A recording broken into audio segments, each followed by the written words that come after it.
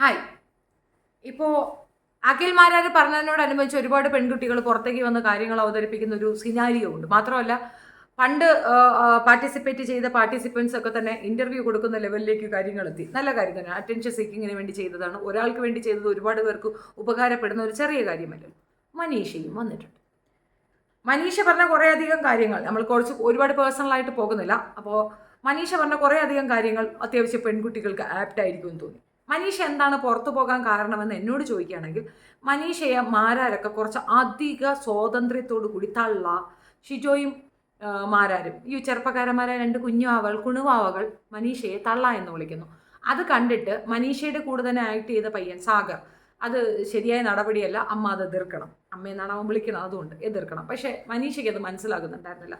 മനീഷയ്ക്ക് ഒപ്പിച്ച് നിന്ന് ഗെയിം നടത്തിക്കൊണ്ട് പോകാൻ അത്യാവശ്യം ഫിനാൻഷ്യൽ കണ്ടീഷൻ മോശമായതുകൊണ്ട് തന്നെ അഡ്ജസ്റ്റ്മെൻറ്റിൽ പോകണം എന്നൊരു രീതിയായിരുന്നു. നമ്മളൊക്കെ പ്രതീക്ഷ പോലെ ഒരു സേഫായ ഒരു ഉണ്ടായിരുന്നു. പക്ഷെ അതിനെയൊക്കെ മാറ്റി നിർത്തിക്കൊണ്ട് പിക്കോസ് അണ്ണൻ അവരെ പിടിച്ച് പുറത്താക്കി.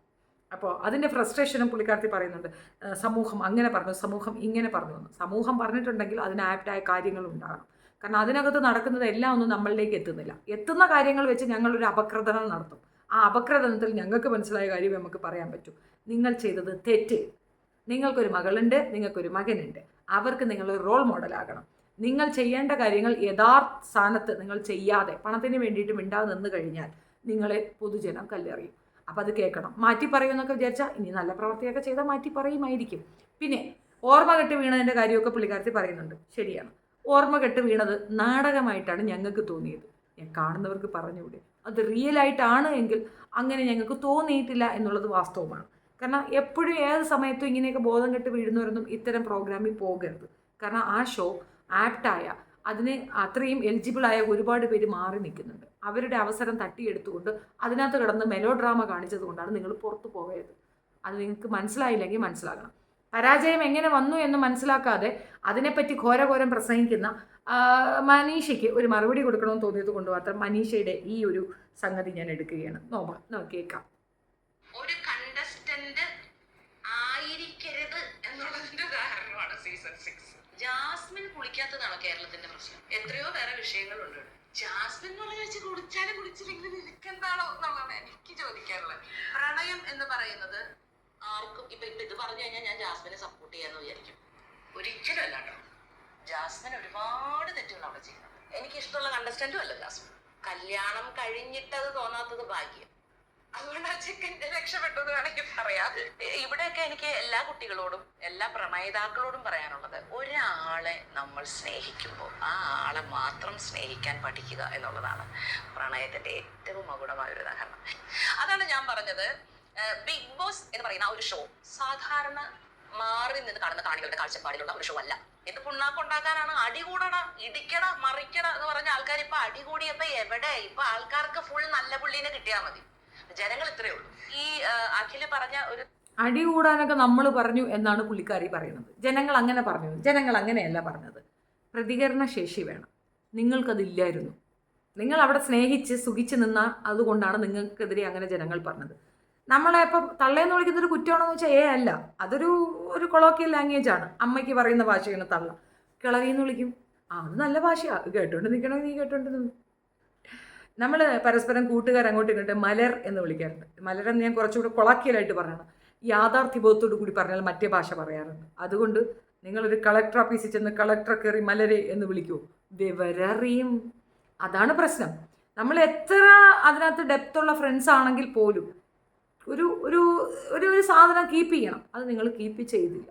അതെന്താ? നിങ്ങൾക്ക് ബാക്കിയുള്ളവരൊക്കെ വിളിക്കുമ്പോൾ വിഷമം വരുന്ന അഖിലണ്ണനും ഷിജു ചേട്ടനും വിളിക്കുമ്പോഴത്തേക്ക് പ്രശ്നം ഇല്ലാതാവുന്നത് എന്താ? ഷിജു വിളിക്കുന്നത് തന്നെ ബോറല്ലേ? നിങ്ങളുടെ അതേ ഏജ് ലെവലല്ലേ?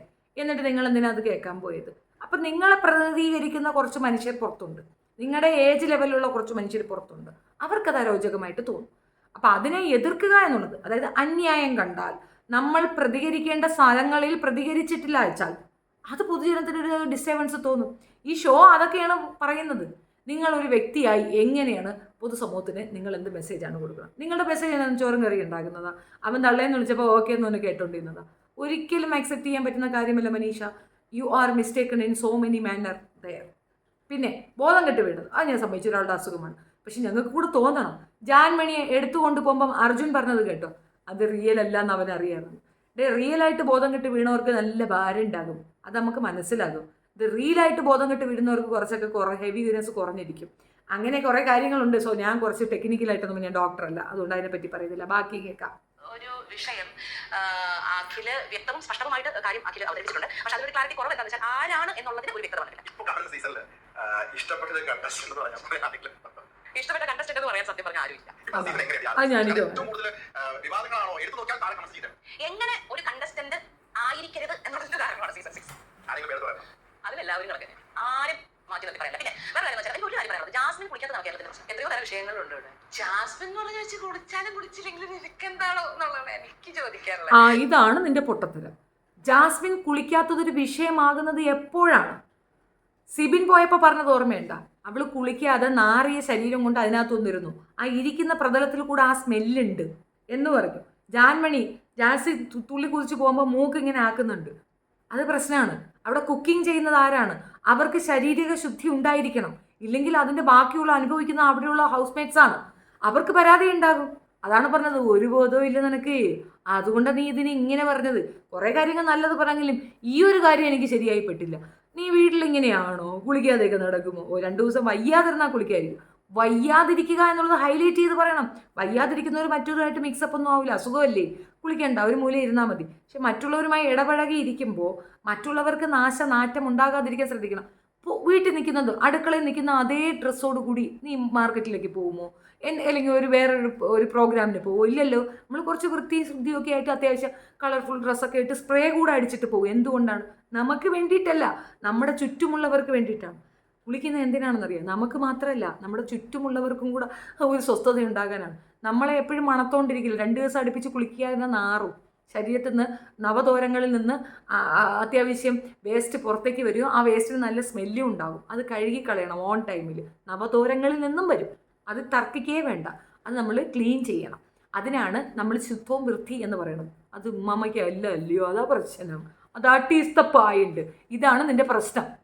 പിന്നെ അപ്പൊ പറയും, ഇത്ര ജനലക്ഷങ്ങൾ കണ്ടുകൊണ്ടിരിക്കുന്ന ഒരു ഷോയില് ഒരു മിനിമം വൃത്തി കാണിക്കേണ്ടത് അത്യാവശ്യമാണെന്ന്. അവിടെ ഞാൻ കാണുന്ന വൃത്തി പറയുന്നത്, ഒരു എപ്പിസോഡിൽ ജാസ്മിൻ കാലിൽ നഖം കടിക്കുന്നത് കണ്ടായിരുന്നു. അതൊക്കെയാണ് വൃത്തിയുടെ. അവളുടെ കാല് അവൾ കടിക്കുന്നു, അത് നിനക്ക് വൃത്തിയുടായിട്ട് തോന്നി? ചായല് തുമ്മുന്നത് അല്ലാതെ ഒരു ദിവസം കുളിച്ചു എന്ന് വെച്ചിട്ട് ഒരു മനുഷ്യനാണ് തീരെ വൃത്തിയാണ് വിശ്വസിക്കുന്ന ആള്. ഞാൻ ഈ പറഞ്ഞ ദിവസങ്ങളിൽ നമുക്ക് സുഖമില്ലാത്ത സമയത്ത് ചില ദിവസങ്ങൾ നമ്മൾ 1 ദിവസം കുളിക്കാണ്ടിരിക്കും. പിന്നെ മാത്രമല്ല കുട്ടി കൃത്യമായിട്ട് പറഞ്ഞിട്ടുണ്ട്, ആ കുട്ടിക്ക് ഒരു വെള്ളത്തിന്റെ ഒരു അലർജി ഉണ്ട്. അങ്ങനെയുള്ള പലരും എനിക്കറിയാം. കുളി എന്ന് പറയുന്നത് സ്വാഭാവികമായിട്ടും ചില ആൾക്കാർ, ഞാനൊക്കെ അങ്ങനെയാ പറയുന്നത്, കുളിക്കുക എന്ന് പറഞ്ഞാൽ തല നനച്ചാണ് കുളി എന്ന് പറയുന്നത്, മറ്റത് മേല് കഴുകുക. ആ കുട്ടി കുളിക്കാറില്ല എന്നേ പറഞ്ഞിട്ടുള്ളൂ. മേല് കഴുകുന്നുണ്ടാവുമായിരിക്കാം, തല നനച്ച് കുളിക്കുന്നില്ല. ഹലോ, എക്സ്ക്യൂസ് മീ മാഡം, അവർ തല നനച്ച് കുളിക്കുന്ന കാര്യം അവിടെ ആരും പറഞ്ഞില്ല. അവരുടെ മുടിയിൽ വെള്ളം കാണാനല്ലേ പറഞ്ഞത്. അവൾ അടുത്തിരിക്കുമ്പോൾ നാറുന്നു എന്നാ പറഞ്ഞേ. അവളെ കൂട്ടുകാരൻ കപ്പറിയണം പോലും അതാ പറഞ്ഞേ. ഡ്രസ്സ് മാറ്റിയിട്ട് പോലും നാറ്റം മാറുന്നില്ല എന്നാ പറഞ്ഞേ. എന്തുവാ മാഡം ഈ വെളുപ്പിക്കാൻ വന്നിരിക്കുന്നേ? പക്ഷെ വൃത്തിയുടെ കാര്യത്തിൽ കുട്ടി പഠിക്കുന്നത് കേട്ടോ. ചെരിപ്പിടാതെ ബാത്റൂമിൽ പോവുക, ഈ അന്നത്താണ് ഈ കാലത്ത് നഗമിച്ച് പഠിക്കും. അപ്പൊ അതൊക്കെ വൃത്തിയുടെ വളരെ കൃത്യമായിട്ടുള്ളൊരു ഭാഗമാണ്. പിന്നെ പ്രണയം എന്ന് പറയുന്നത് ആർക്കും ഇപ്പൊ ഇത് പറഞ്ഞു കഴിഞ്ഞാൽ ഞാൻ ജാസ്മിനെ സപ്പോർട്ട് ചെയ്യാന്ന് വിചാരിക്കും. അയ്യോ, നമുക്ക് അങ്ങനെ തോന്നുമോ? ജാസ്മിൻ ഒരുപാട് തെറ്റുകൾ അവിടെ ചെയ്യുന്നത്. എനിക്ക് ഇഷ്ടമുള്ള കണ്ടസ്റ്റന്റും അല്ല ജാസ്മിൻ. ഒരുപാട് യോജിപ്പുള്ള കണ്ടസ്റ്റന്റ്. കാരണം വെച്ചാൽ ഒരു പെൺകുട്ടി എങ്ങനെ അല്ലാതായിരിക്കണം എന്നുള്ളത് ഉദാഹരണം ജാസ്മിൻ വേണമെങ്കിൽ പറയാം. ഒരാളോട് പെരുമാറുന്ന രീതി, സംസാരത്തിന്റെ ഭാഷയുടെ രീതി, ആക്ഷൻ, എപ്പോഴും ഇത്തരം ആക്ഷൻസ് വളരെ പോരാണ്. അതെ അതെ അതെ. അല്ല, അതിപ്പോ ഈ പറഞ്ഞ പോലെ എന്നെയും ഒരു എപ്പിസോഡിൽ ലാലേട്ടനോട് ബഹുമാനം ഇല്ലാണ്ട് പെരുമാറി എന്ന് പറഞ്ഞിട്ടുണ്ടായിരുന്നു. അത് ഞാൻ ഒട്ടും അങ്ങനെ പ്രതീക്ഷിച്ച് ചെയ്തല്ല, അറിയാതെ അങ്ങനെ ആയിപ്പോയതാണ്. അത് അറിയാതെ അങ്ങനെ ആയിപ്പോയതാണെന്ന് വേണമെങ്കിൽ നമുക്ക് പറയാം. പക്ഷെ എപ്പോഴും അങ്ങനെ ആകുമ്പോൾ അത് അറിയാതെ എന്ന് നമുക്ക് പറയാൻ പറ്റില്ല. പിന്നെ ഗബ്രിയുമായിട്ടുള്ള ഈ പ്രണയം, ഞാൻ ചോദിക്കുന്നത്, ഇവിടെയുള്ള ആൾക്കാർക്ക് ഇത് ഡിസ്കസ് ചെയ്യേണ്ടി വരുന്നത്. ഒരാളോട് ഇഷ്ടം തോന്നുന്നത് സ്വാഭാവികമാണ്. കല്യാണം കഴിഞ്ഞിട്ടത് തോന്നുന്നത് ഭാഗ്യം. അങ്ങനെ ചെക്കൻ്റെ രക്ഷപ്പെട്ടു വേണമെങ്കിൽ പറയാം. എൻഗേജ്മെന്റ് അല്ലേ കഴിഞ്ഞിട്ടുള്ളൂ എന്ന് വേണമെങ്കിൽ പറയാം. കല്യാണം കഴിഞ്ഞാൽ പിന്നെ ഈ പറഞ്ഞ പോലെ കുറച്ചുകൂടി അങ്ങോട്ട് പോയല്ലോ. ഇവിടെയൊക്കെ എനിക്ക് എല്ലാ കുട്ടികളോടും എല്ലാ പ്രണയിതാക്കളോടും പറയാനുള്ളത്, ഒരാളെ നമ്മൾ സ്നേഹിക്കുമ്പോൾ ആ ആളെ മാത്രം സ്നേഹിക്കാൻ പഠിക്കുക എന്നുള്ളതാണ് പ്രണയത്തിന്റെ ഏറ്റവും അപകടമായ കാരണം. എനിക്ക് പല വഞ്ചിയിൽ പോകുന്ന ആൾക്കാരോട് ഒരു തരത്തിലും യോജിക്കാൻ പറ്റില്ല. എന്റെ ജീവിതത്തിലെ അനുഭവങ്ങൾ ഒരുപാട് ഉണ്ടായിട്ടുള്ളത് കൊണ്ട് തന്നെയാണ് ഞാൻ പറയുന്നത്, പല വഞ്ചിയിൽ കാലിട്ട് പോകുന്നത് ശരിയല്ല. നമ്മൾ ഒരാളിൽ സ്നേഹം ഉണ്ടെങ്കിൽ ആ ആളിൽ നമ്മൾ കോൺസെൻട്രേറ്റ് ചെയ്യാൻ ശ്രമിക്കുക. പിന്നെ സൗഹൃദം, ജാസ്മിൻ തന്നെ പറയുന്നത്, ഞങ്ങളുടെ ഇടയിൽ പ്രണയം ഉണ്ട്, ഇല്ല, സൗഹൃദമാണ്. ഒരു ക്ലാരിറ്റി വേണം നമുക്ക് എന്തിനും. പ്രണയമാണെങ്കിൽ പ്രണയമാണെന്ന് തുറന്നു പറയാൻ എന്താ ബുദ്ധിമുട്ട്? അങ്ങനെ ആരും വിളിക്കും. പ്രത്യേകിച്ച് പിന്നെ സായി എനിക്ക് പരിചയമുള്ള ഒരു കുട്ടിയുള്ള പറയുന്നത് സായിനെ എനിക്ക് അവന്റെ ചില ചേഷ്ടകൾ, അതായത് സായി ഫാമിലിനെ കാണിക്കുന്ന സമയത്ത് സായിയുടെ എക്സ്പ്രഷൻ എന്നൊക്കെ ചില ആൾക്കാർ ഇങ്ങനെ ഇതില് എഴുതിയിട്ട് സംസാരിക്കുന്ന നമ്മുടെ മുമ്പിലുള്ള ഒരു പേഴ്സണാലിറ്റി ഉണ്ട് അദ്ദേഹത്തിന്. പുള്ളി പോയപ്പോഴുള്ളൂ എല്ലാ വിഷയത്തോടും ഭയങ്കര പ്രതികരിക്കുന്ന ആളാണ്. അവിടെ ചെന്നപ്പോ ഇപ്പം നമ്മൾ ആ ഒരു തോട്ട് പ്രോസസ്സിലാണ് സായിനെ ഇരിക്കുന്നത്. പക്ഷെ പോകുന്ന ഒരു കഥാപാത്രമായിട്ട് ഞാനിതൊക്കെ പറയുമ്പോ നമ്മളിതൊക്കെ പറയുമ്പോ ഓ നീ അങ്ങ് വലിയ അങ്ങ് മറ്റേതാക്കി ആൾക്കാര് പറയാറ്. ശരിക്കും ഞാനന്ന് എന്റെ ഇന്റർവ്യൂകളിൽ ഞാൻ പറയണോ ഈ കമന്റ് പറയുന്ന ആൾക്കാർ ഒരു ദിവസമെങ്കിലും അതിന്റെ ഉള്ളിൽ കൊണ്ടുവിടണോ, അപ്പോഴേ മനസ്സിലാവുള്ളൂ. അപ്പൊ സായി തന്നെ പറഞ്ഞല്ലോ എന്തോരം റിവ്യൂസ് ഇറക്കിയ ആളാണ്. മരവാഴകൾക്ക് ഒരുപാട് തവണ ഞങ്ങളെ വിളിച്ച ആളാണ് സായി. അതിനേക്കാളും വലിയ മരവാഴയായിട്ട് അപ്പൊ സായി അവിടെ ഇരിക്കുന്നത്. നല്ല കോംപ്ലിമെന്റ് കേട്ടോ, നല്ല കോംപ്ലിമെന്റ്, എനിക്കത് ഇഷ്ടപ്പെട്ടു. കുറ്റം കണ്ടുപിടിക്കാൻ മാത്രമേ ആൾക്കാർക്ക് ഇഷ്ടമുള്ളൂ. സത്യം പറഞ്ഞു കഴിഞ്ഞാല് ഇപ്പഴത്തെ നമ്മുടെ എന്റെ മോള് പോലും ചിലപ്പോൾ എല്ലാവരും കൂടെ നടക്കുന്നുണ്ടാവും. പക്ഷെ ഞാൻ എന്റെ നോട്ടം വേണം, അപ്പോഴത്തെ അവരുടെ മക്കൾ അവന്റെ കൂടെ നടക്കണ്ടല്ലേ. ഇതാണ് ജനങ്ങൾ. അതുകൊണ്ട് സത്യം പറയാം, എനിക്ക് ജനങ്ങൾ എന്ന് പറയുന്ന ആ ഒരു വലിയൊരു വിശ്വാസത്തിൽ നിന്ന് കുറച്ച് സത്യം പറഞ്ഞാൽ പെറ്റതുള്ള സഹിക്കൂല.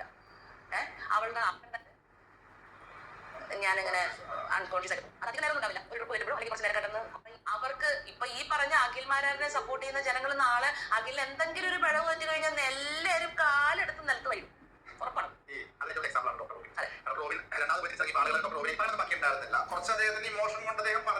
ട്യൂഷൻ നടത്തിയിട്ടുള്ള ഒരു ആർട്ടിസ്റ്റാണ് ഞാൻ 10-35 വർഷമായിട്ട്. അപ്പൊ അതുകൊണ്ട് വേണ്ടിയിട്ടാണ് ഞാൻ ബിഗ് ബോസിലേക്ക് പോയത്. അത് വളരെ കൃത്യമായിട്ട് എസ്റ്റാബ്ലിഷ്മെന്റ് നടന്നിട്ടുണ്ട്.